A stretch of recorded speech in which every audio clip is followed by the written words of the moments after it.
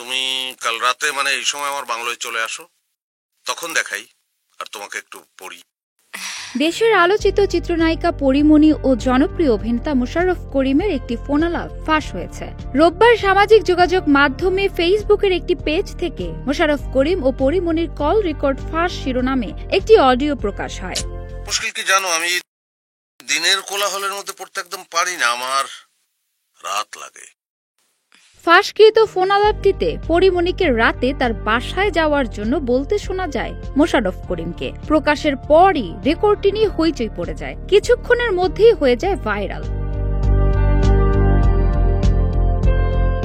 তবে এটি আসলে বাস্তবের কোনো ফোনালাপ নয়, মূলত তাদের নতুন সিনেমা মুখোশের একটি দৃশ্যের অংশ। জানা গেছে সিনেমাটির প্রচারণার কৌশল হিসেবেই এমন অদ্ভুত পন্থা বেছে নিয়েছেন তারা। মুখোশ সিনেমাটি নির্মাণ করেছেন ইফতেখার শুভ। এতে ইব্রাহিম খালিদি নামের একজন লেখকের চরিত্রে অভিনয় করেছেন মোশাররফ করিম। অন্যদিকে সাবরিনা নামের সাংবাদিক চরিত্রে আছেন পরিমণি। এছাড়াও সিনেমাটিতে অভিনয় করেছেন জিয়াউল রোশন, আজাদ আবুল কালাম, ইরেশ জাকের সহ আরো অনেকে। গত শুক্রবার দেশব্যাপী ৩৮টি প্রেক্ষাগৃহে মুক্তি পেয়েছে সিনেমাটি।